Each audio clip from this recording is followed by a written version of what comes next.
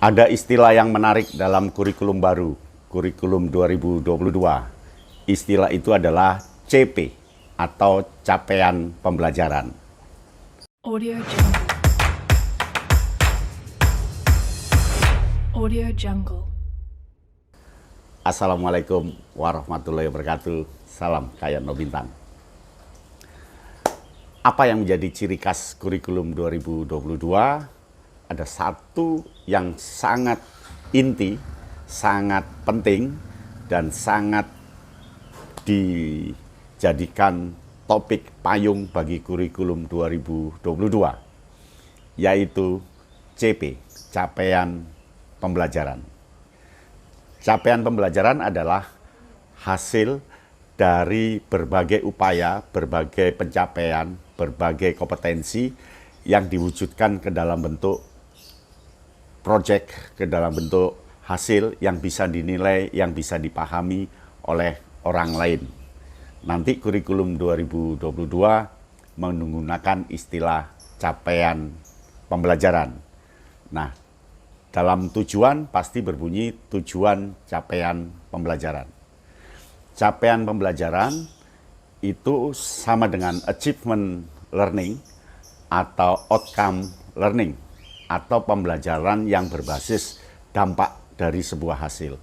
Ternyata punya kompetensi saja tidak cukup.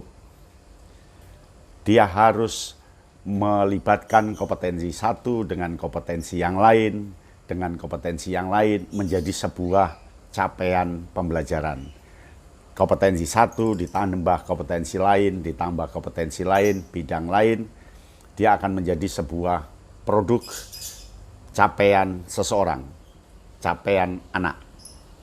Nah, capaian ini tentu akan terus meningkat, bergantung pada peningkatan kompetensi yang dimiliki.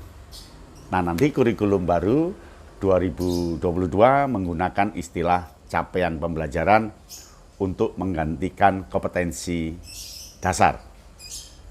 Ada 3 ciri capaian pembelajaran yang ada di kurikulum baru nanti. Yang pertama adalah terukur.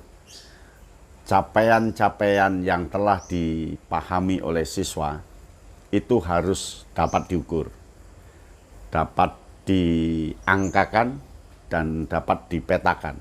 Sehingga capaian produk, kinerja, hasil, proyek yang telah dipahami oleh siswa, yang telah dilakukan oleh siswa itu harus bisa diukur. Nah, syarat pertama capaian pembelajaran harus terukur. Syarat kedua, capaian pembelajaran harus spesifik.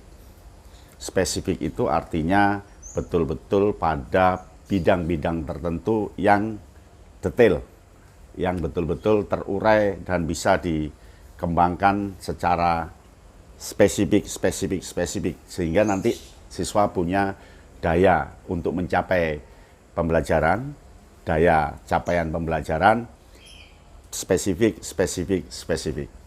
Nah, ciri ketiga dari capaian pembelajaran adalah fleksibilitas. Jadi nanti capaian pembelajaran bersifat fleksibel. Fleksibel ini artinya bisa diterapkan dalam proses apapun, bisa diterapkan dalam bidang apapun, dapat diterapkan dimanapun, dan dapat diterapkan kapanpun.